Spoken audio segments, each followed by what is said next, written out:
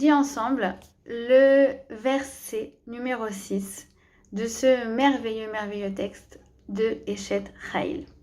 Et je vais vous dire, ça fait plusieurs années que je l'étudie et je m'émerveille encore littéralement de sa profondeur.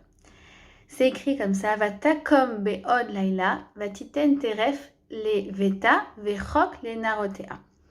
Là, Eshet Chayil se lève alors qu'il fait encore nuit. Elle se lève aux aurores, distribuant des vivres à sa maisonnée, aux gens, aux membres de sa famille, des rations à ses servantes. Donc, on a dit déjà, on a expliqué à quel point le Eshet Chayil était un texte d'une profondeur qui expliquait en vérité, verset après verset, la quintessence de la femme juive. Et là, on est très étonné parce qu'en gros, qu'est-ce qu'on nous dit? Tu sais, la Eshet Chayil, elle se lève très tôt et elle fait à manger. Elle fait à manger aux membres de sa famille, à ses domestiques. C'est tout ce que le roi Salomon a à dire sur nous.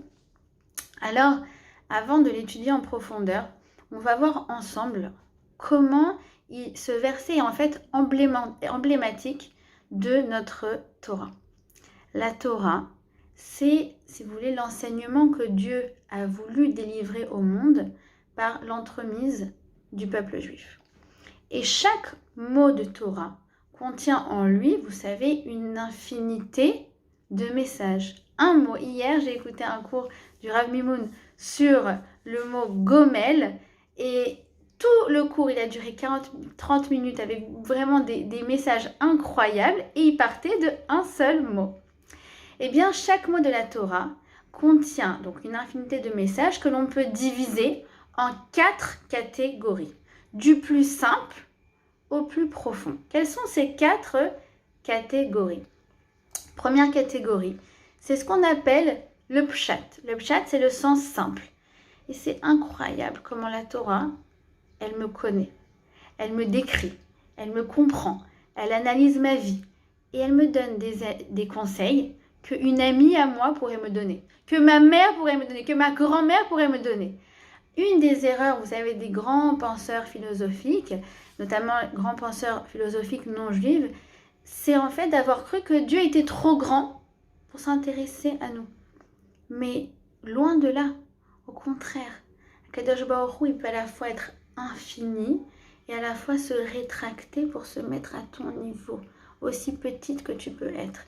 Il s'intéresse à moi, à ma vie, à mes problèmes, à mes challenges. Il gère chacun de mes organes, il gère chacune de mes respirations, il gère chacun de mes battements de cœur, il gère chacune de mes cellules. Et heureusement qu'il gère tout ça dans les moindres détails. Et en fait, tout le pshat, c'est des messages qui sont simples, qui sont concrets, qui sont de l'ordre de l'actualité qui nous concerne. Le remez, c'est le deuxième niveau. C'est le niveau plus allusif, on va plus en profondeur. Après, le troisième niveau, c'est en fait le drash, on dit en français l'homilétique. C'est les enseignements à travers des paraboles, des histoires. Et enfin, le quatrième niveau, c'est le niveau du sod, de la Kabbale. Et sans que vous vous en rendiez compte, en fait, à chaque fois, chaque cours, on touche aux 3 niveaux d'interprétation. Pas la Kabbale, parce que la Kabbale, c'est un système à part en soi. Donc, on pourrait même y consacrer une autre série toute entière sur le Eshet Chayil selon la Kabbale. Mais en fait, on voit particulièrement que ce verset, vous allez voir, il va toucher aux couches les plus superficielles comme les plus profondes. Et le roi Salomon, il parle de notre quotidien de femme, de nos emplois du temps bien remplis et de notre challenge de tous les jours. Et il nous donne des conseils pour relever ces challenges. Alors, il fait en fait allusion à quoi? À un problème qu'on a toutes les femmes de façon universelle. C'est qu'en fait, on a du mal à gérer toutes les tâches qu'on a à faire quotidiennement. Les femmes, on a en général une to-do list qui est plus longue que la to-do list du président de la République. On a plein de responsabilités. Et il suffit de voir les femmes qui travaillent et qui gèrent une famille. Je vais vous résumer en 2 secondes c'est quoi leur challenge de tous les jours. C'est comment caser 30 heures en 24 heures. Voilà, c'est ça. Elles ont les enfants à charge. Et même lorsque les enfants sont à l'école, au travail, elles sont stressées parce qu'elles risquent d'être appelées à n'importe quel instant en cas de problème. Et vice-versa, quand elle est avec ses enfants, elle est stressée parce que le dossier il est en attente. Bref, celles qui ne bossent pas, elles sont, chas v'shalom, loin de se la couler douce. Au contraire, elles sont hyper exigeantes avec elles-mêmes. Bon, combien de fois j'entends des femmes qui me disent « Non mais attends, déjà je travaille pas, alors en plus… » Et je leur dis « Tu travailles pas alors que tu as des enfants à charge, lol !» Et les célibataires aussi. Les célibataires, elles sont débordées parce qu'elles optimisent tout le temps qu'elles ont pour aider, pour s'investir dans des projets qui ont du sens. Et puis surtout, au travail, elles ont des exigences de performance, etc.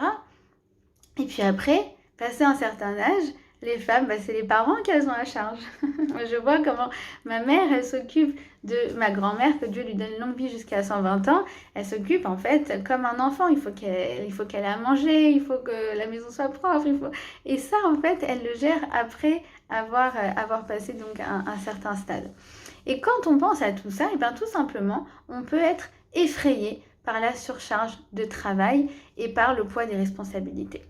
Surtout qu'il faut savoir une chose, c'est que nous, particulièrement, puisque on dit, le Rabbi de Lubavitch, il dit que nous, on est la résurrection des femmes d'Égypte. La génération avant Mashiach, c'est la résurrection de toutes les femmes qui étaient en Égypte. Donc on est une génération de Wonder Woman.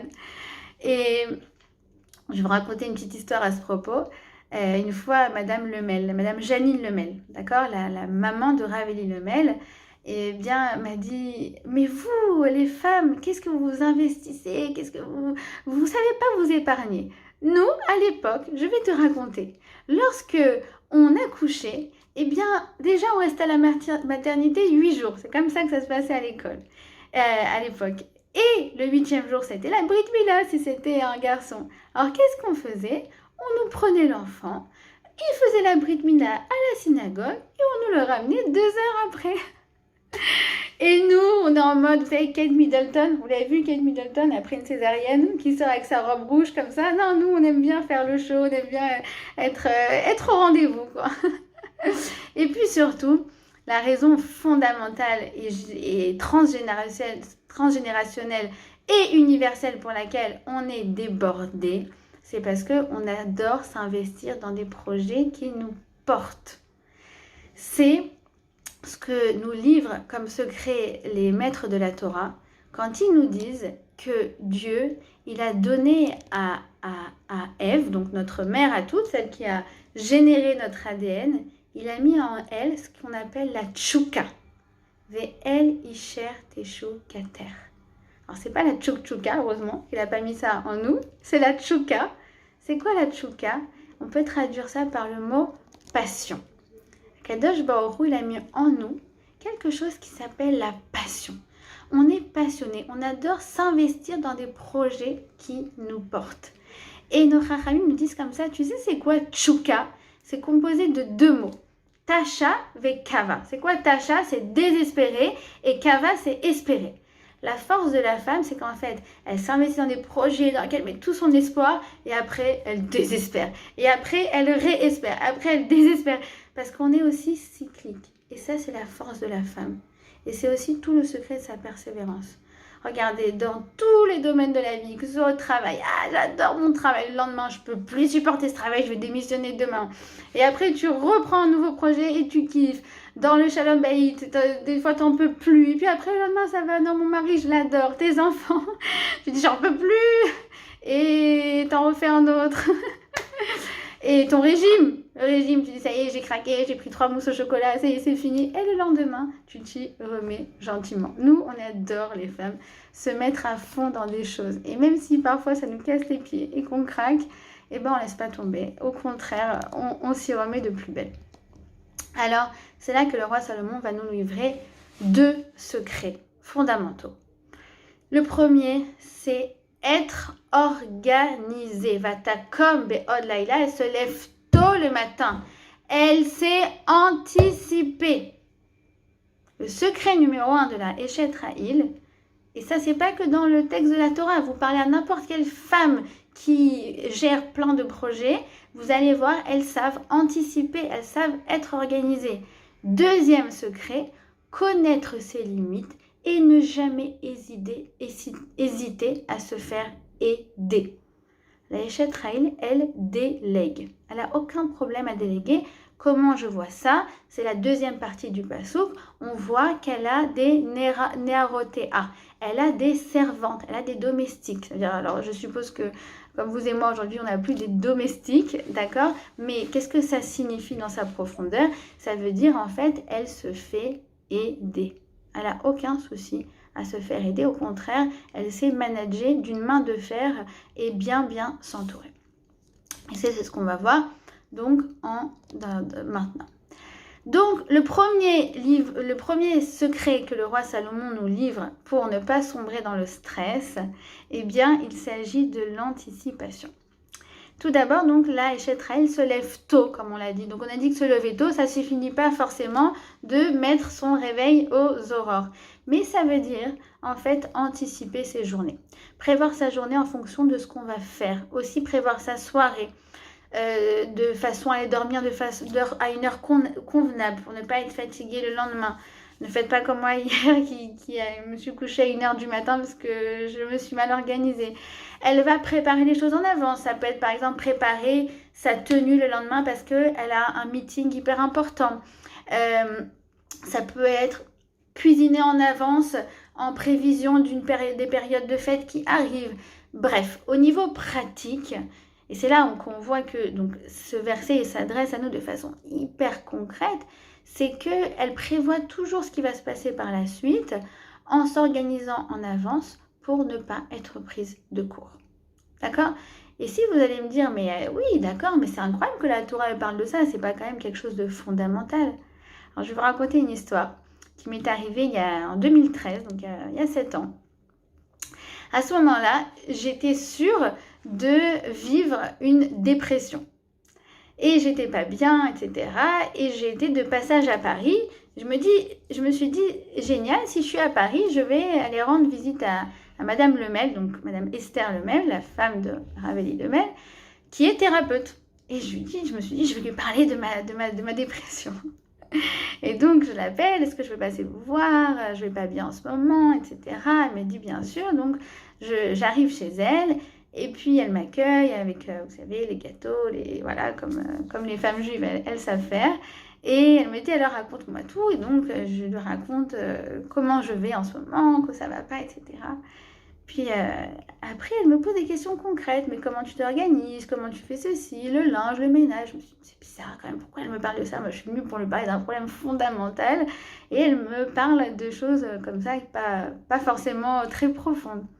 Et à la fin, elle me regarde comme ça, au bout d'1h30 de débrief. Elle me dit, mais tu n'es pas déprimée. Tu es juste très mal organisée. Et en fait, c'est vraiment ça. Ça veut dire qu'en fait, je coulais sous l'eau. Et donc, du coup, pour moi, ma vie était terrible ici. Mais parce que je n'arrive même plus à trouver un moment, tout simplement, pour me retrouver avec moi-même. Et donc, on a passé les choses une après l'autre. Elle me dit, comment tu fais tes courses? Au supermarché comme tout le monde. Mais non, on ne fait plus les courses au supermarché. Maintenant, on se fait livrer. Tu fais une commande en ligne et tu appuies sur le bouton et tu la répètes toutes les semaines. Ah, ben, je ne savais pas qu'on pouvait faire ça. Après, elle me dit, comment tu fais à manger? Moi, je lui dis, je sais pas, j'ouvre le placard, je me dis, mais qu'est-ce que je vais faire aujourd'hui? Et elle me dit, mais non, on fait plus ça, on fait un menu hebdomadaire, d'accord? Et alors, je vais vous dire, elle m'a donné ce secret il y a 7 ans. Ça fait 7 ans que je fais toutes les semaines la même chose. Dimanche, pommes de terre, poisson. Lundi, pizza. Mardi, pâtes. Mercredi, couscous. Jeudi, riz. Et accompagnement. Ça fait 7 ans que je fais la même chose.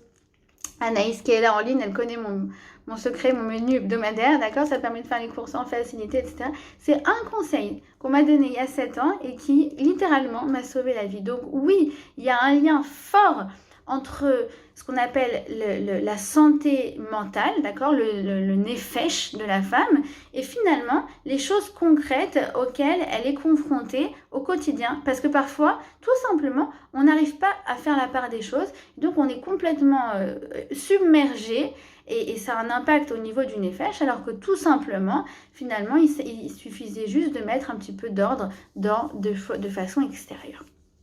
Maintenant, on continue.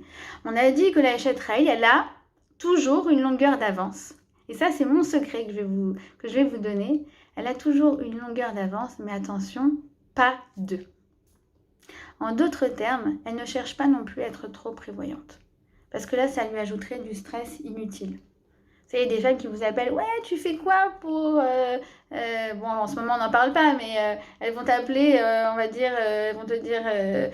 tu fais quoi pour les fêtes de Rosh Hashanah? Mais attends, je viens de sortir de Pessah, de quoi tu me parles? Ou bien, oui, qu'est-ce qu'on va faire cet été? Mais je sais pas, je sais déjà pas encore ce que je vais faire la semaine prochaine. Pourquoi tu me parles de cet été?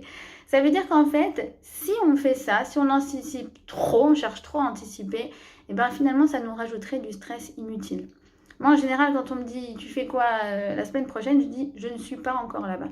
Je suis pas encore là-bas. Là, je suis en train de gérer ce que je peux. Je gère demain, mais je ne gère pas après-demain. D'accord?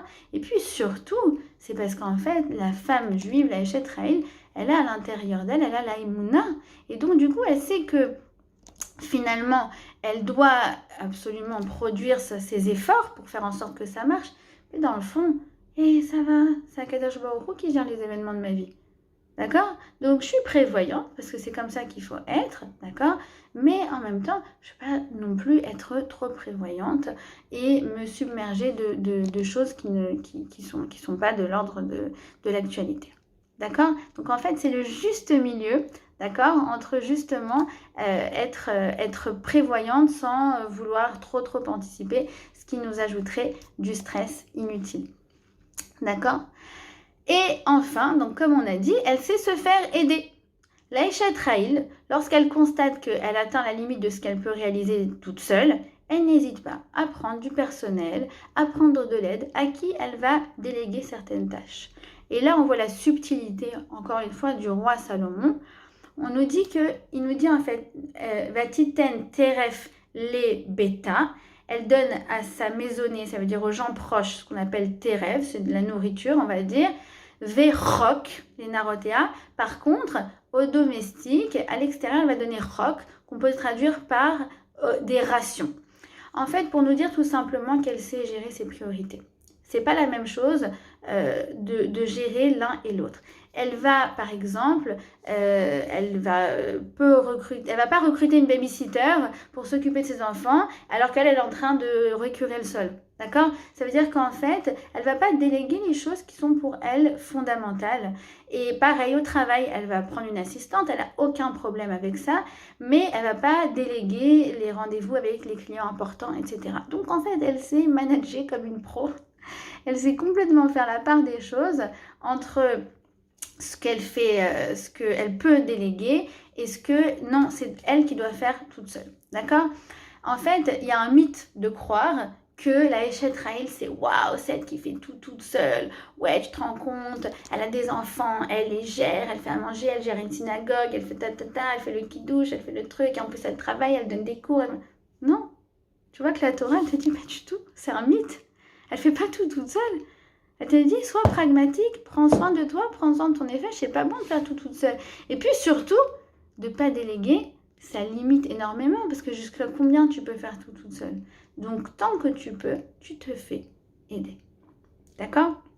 C'est fondamental, tous ces secrets que nous livre le roi Salomon. Et maintenant, on va enchaîner avec la deuxième partie qui est qui se cache derrière ce verset. Comme on l'a dit, derrière chaque verset de Eshet Raïl se cache une femme du Tanakh. Alors, qui est la femme qui se cache derrière? Il s'agit de Bathia. Bathia, la fille de Pharaon. Allez, venez, on va regarder l'histoire de Bathia et en quoi c'est lié à tout le message qu'on vient d'expliquer.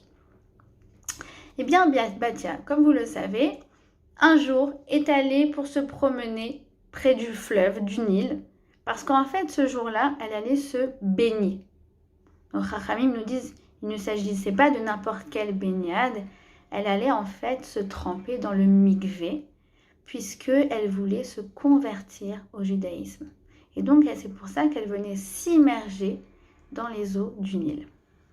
Ça faisait longtemps qu'elle était révoltée par les pratiques de son père, par la cruauté dont il faisait preuve vis-à-vis des Juifs. Et justement, elle avait décidé de rejoindre le peuple juif. Et voici qu'à ce même instant, elle voit flotter un berceau dans lequel un bébé pleure. Il s'agit de Moshe. Moshe, d'ailleurs, c'est le nom qu'elle lui a donné en le tirant des eaux. Moshe veut dire tirer des eaux. Ses parents, à Moshe, ne lui avaient pas donné ce nom-là, ils lui avaient donné le nom de Tovia, qui veut dire bon. Et on a gardé jusqu'à présent le nom de Moshe, qui était en fait le nom qui avait été donné par Bathia. Et lorsqu'elle elle tendit la main pour le sortir, eh bien ses servantes sont arrivées en disant non, c'est pas possible, c'est un enfant hébreu, tu peux pas le sauver. Elles ont essayé de la dissuader parce que en fait elle allait à l'encontre du décret de son père littéralement. Et le Midrash nous dit que quoi?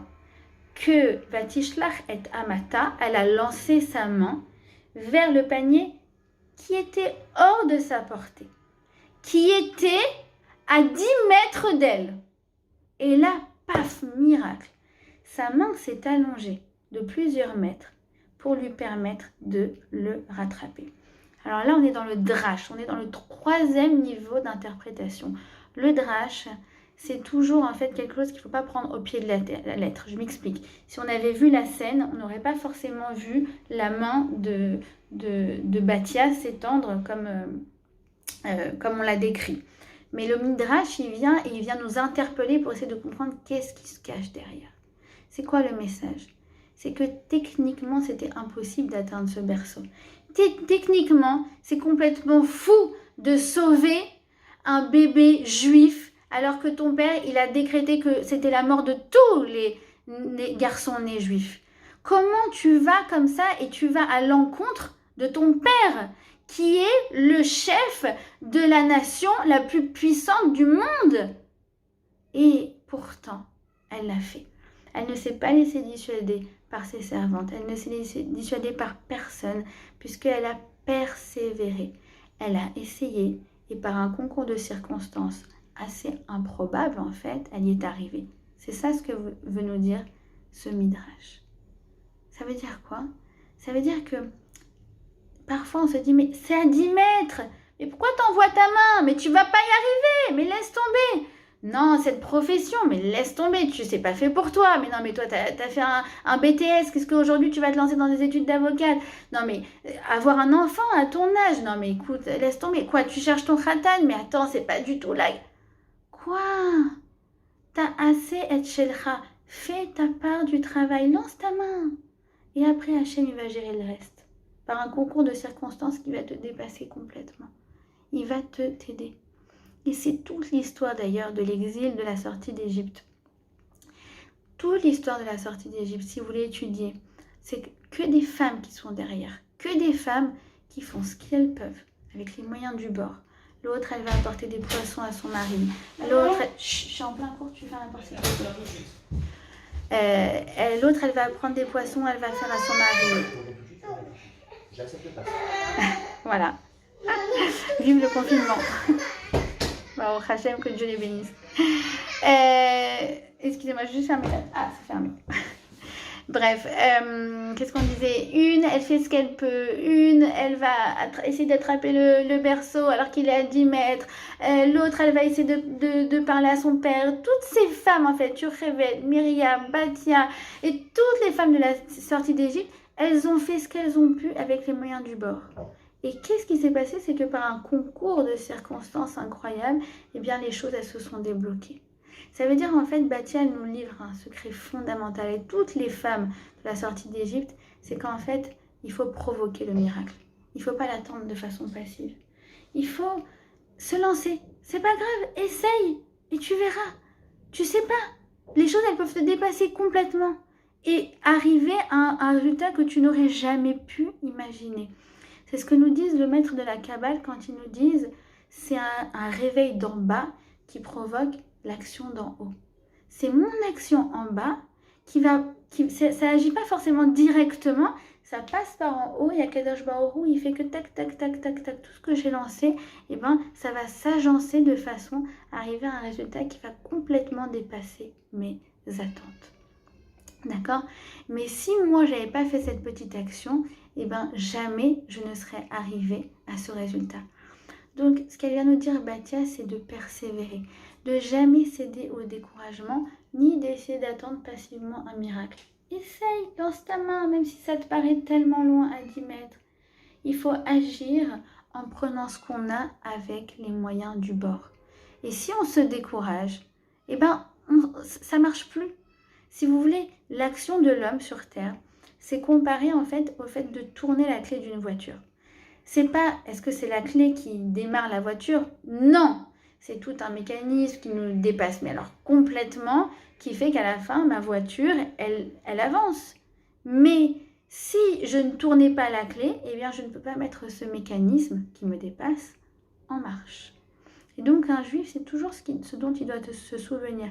Il ne doit jamais désespérer, ni être illuminé. Un juif, il n'est ni désespéré, ni illuminé. Il est réaliste et optimiste et il avance. C'est ce qu'on attend de nous. Et c'est ce qu'elle nous dit, bah tiens, te dis juste tourne la clé. Tu vas voir après les choses elles vont se dépasser. C'est exactement comme l'escalator. Tu dis, tu veux arriver au 50e étage et là tu vois un escalier comme ça qui monte jusqu'au 50e étage et tu dis, ah, laisse tomber, j'arriverai jamais. De toute façon, je suis pas du tout sportive. Laisse tomber, c'est pas pour moi. Et elle dit, bon, qu'est-ce que je pars à essayer? Et hop, elle met le premier pied sur la première marche et là, tac, en fait, il s'avère que cet escalier était un escalator et elle arrive au 50e étage.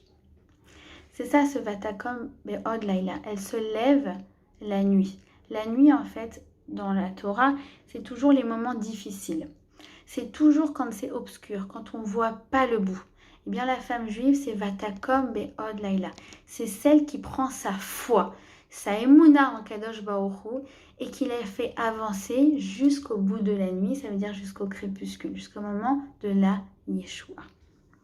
C'est extraordinaire, parce que hier, en étudiant ce texte, j'étais comme ça et je dis Vatakom, Vatakom, Vatakom, ah, Vatakom.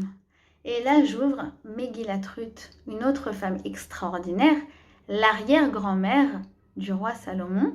D'ailleurs, on dit, il y a une version qui dit que tous les versets, en fait, parlent également de Ruth. Ruth, donc, c'est une des premières converties du peuple juif. Et on a un moment dans la Megillah qui raconte son histoire, on a le même Vatakom. À quel moment il arrive ce Vatakom? Vous allez voir, il est très puissant. C'est un moment très difficile de la vie de Ruth, où on nous dit qu'elle vient de perdre son mari et ses 2 fils, Lo Alenu. Elle n'a pas de descendance. Elle était une femme riche, elle a perdu toute sa richesse. Et elle n'a plus rien. Elle n'a plus rien, Ruth. Nous disent nos Chachamim, Vatishaer, elle était les restes d'elle-même. C'est ce que nous dit le Passou. Elle était les restes d'elle-même. Elle était en lambeaux. Elle avait un vide intérieur. Et là, on a ce Vatakom Naomi. Naomi, elle se lève. Et nos Chachamim nous disent, c'est quoi Vatakom? C'est toujours remonter la pente. Se relever après une chute. Ne pas se laisser désespérer devant cette tragédie. Ne pas se laisser abattre. Ne pas rester dans un état de détresse. Mais se relever. Et vous savez qu'est-ce qui nous donne la force de nous relever? Eh bien, je vais vous dire une chose, c'est la Torah. Quand tu es au bout de ta vie, quand ça va pas, quand tu n'en peux plus de ce confinement, quand tu sens que tu es en dépression, quand l'autre, on t'envoie des messages toute la journée, l'autre il faut prier, l'autre il est malade, et l'autre il est truc, et que rien ne va pour personne en ce moment. Rien ne va pour personne, que ce soit la parnassa, que ce soit la santé, que ce soit la famille, et qu'on est submergé. Alors là, tout d'un coup, tu as un Vatakom, c'est la Torah. La Torah, c'est ce qui nous donne la force de nous relever. Parce que c'est ce qui nous permet aussi de mieux nous connaître, de mieux connaître les forces qu'on a en nous, de mieux comprendre aussi le sens de ce qui nous arrive. Vous savez, on a dit une chose, c'est que les anges, ils n'ont pas de genoux. C'est pour ça que nous, quand on fait la Hamida, le cœur de la prière, on va se mettre debout, les jambes jointes, et on ne va pas bouger. Pour dire qu'on est comme des anges. Qu'est-ce que ça veut dire que les anges n'ont pas de genoux? Ils ne peuvent pas tomber. Ils ne peuvent pas faire du lachon hara comme nous, On en fait parfois. Ils peuvent pas craquer devant une nourriture qui n'était pas vraiment cachère. Ils peuvent pas craquer en disant à leur mère arrête de m'appeler, j'en peux plus. Ils peuvent pas craquer en disant à la colère que j'en peux plus, tu m'as saoulé. Ils peuvent pas craquer. Les anges, ils filent droit. Et nous, on tombe. Ils peuvent pas tomber. Et justement, quand les anges n'ont pas voulu que l'on reçoive la Torah, eh bien, un des arguments, ça a été vous n'avez pas de genoux. C'est quoi vous n'avez pas de genoux? Ça veut dire que vous ne pouvez pas tomber. Et la Torah, elle sert justement à quelqu'un qui est tombé. Et elle va l'aider à se relever. C'est la force du Vatakom. Quand je sens que ça va mal, eh bien, quand je sens que ça va plus, cette Torah, elle vient et elle va me donner la force de faire ce Vatakom, de ne pas me laisser abattre, quelles que soient les circonstances. Et on tombe, comme je l'ai dit, nous les femmes, on est cycliques, on a des hauts et des bas. Et justement, toute l'idée, c'est de se connaître et de comprendre qu'en ce moment, par exemple, on est sur la pente descendante et hop, d'être capable de se relever. Donc Bhatia nous donne une leçon qui est extraordinaire, qui est valable pour toutes les générations. C'est que quand on s'est fixé un but, même si on a l'impression que c'est très difficile d'y arriver, que c'est pas du tout à notre portée, c'est pas grave. Il faut faire son effort, être optimiste et avoir confiance que Hachem, il va envoyer sa touche finale, la touche finale à nos efforts. C'est cet ingrédient magique qui va nous permettre de réussir. Laisser, ça nous incombe à nous et grâce à ça, eh bien, Akadosh Baruch Hu envoie la réussite. Mais si j'essaye même pas, alors je ferme à Hachem toute possibilité de m'envoyer la réussite. Donc, c'est tout ça, le secret de l'Aïchet Rahil et de Bhatia. C'est en fait, elles viennent nous livrer un secret. Elles nous disent, vous savez, fonder une famille, réaliser un projet de vie, c'est pas une chose aisée. C'est pas une chose facile. Mais ne te laisse jamais décourager. Prends ta vie en main avec ce qui est à ta portée. Donne-toi les moyens de réussir. Fais-toi aider en cas de besoin et laisse Akadosh Baruch Hu gérer le reste. Voilà. Est-ce que vous avez des questions ?